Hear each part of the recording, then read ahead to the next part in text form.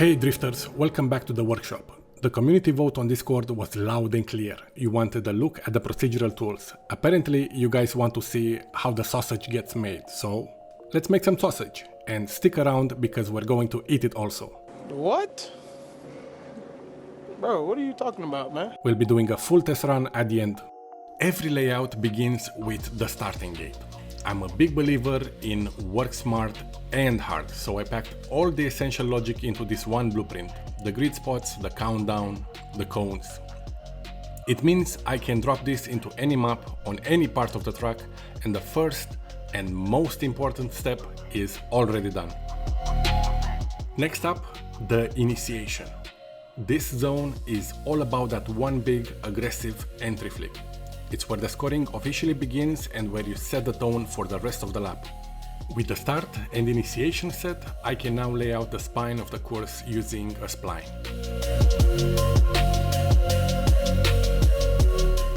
This becomes the guide for all the high-speed sections like these big, sweepy outer zones. I just define where the zone starts and ends along the spline, and then comes my favorite part. Bam! The system does all the heavy lifting. The walls, the track markings, the zones, even the cinematic replay cameras are all generated automatically. It's a little bit of magic that saves me literally tons of time.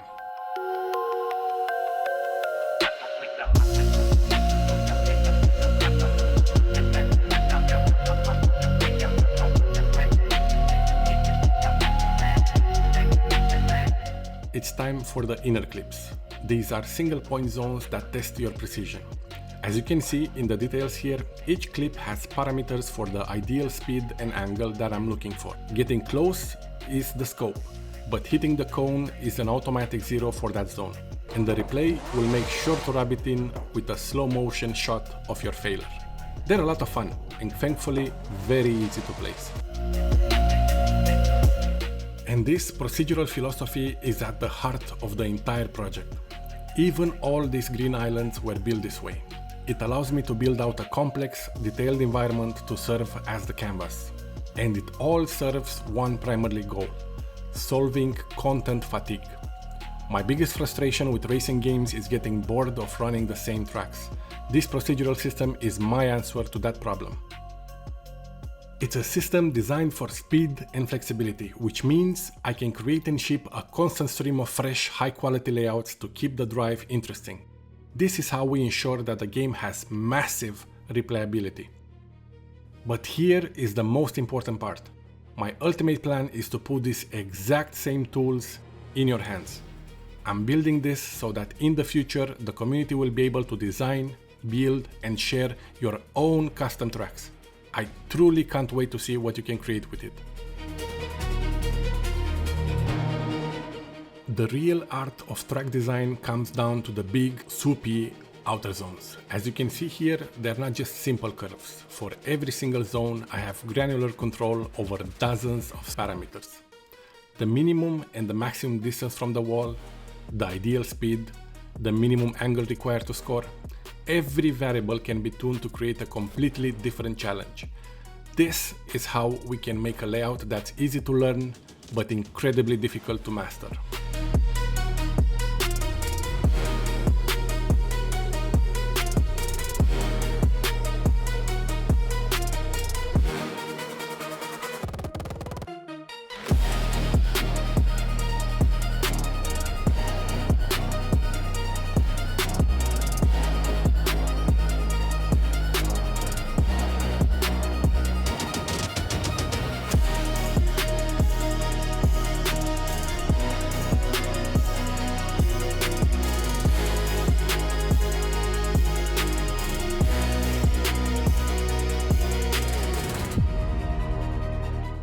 A few more zones here, a finish line, and we have a fully functional, ready to race track.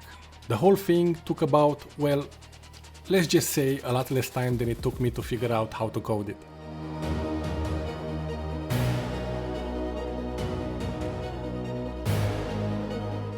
Of course, then comes the detail work, naming everything so the backend doesn't yell at me, and then drawing the ideal drift line.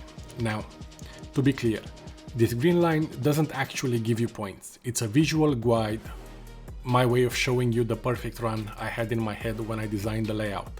It's a great tool for learning the course before you go all out.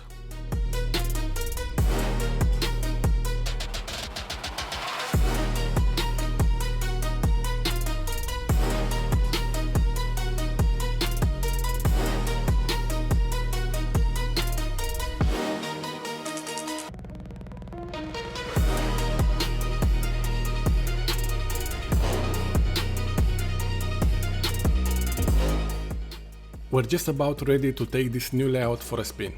Hey, I just wanted to say, if you're watching this far into the video, you are exactly the kind of passionate, detailed-oriented person I'm building this game for. It genuinely means a lot. If you're enjoying this deep dive and you want to be a part of this community from the ground up, the single best thing you can do is hit that subscribe button and join us over on Discord. That's where we're discussing all of this stuff every single day. Okay, enough talking, let's see how it drives. Okay, let's go.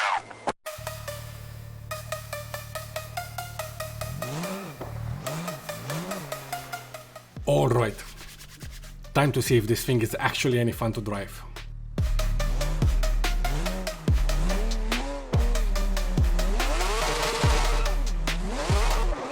Coming in for the initiation. Okay, scoring is working. This line feels pretty good here. This transition though is a bit tighter than I thought. Might have to tweak that later.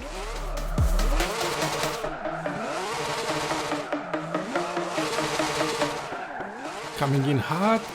Whoops. It's okay. We got this. We got this. We got this. Come on.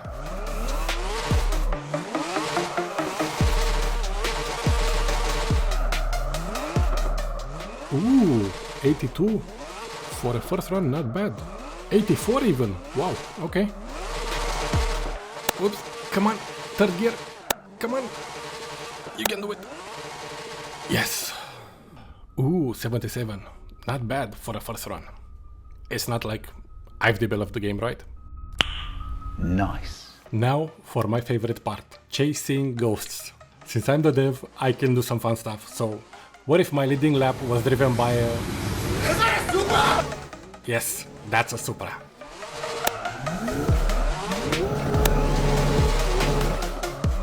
And yes, I know.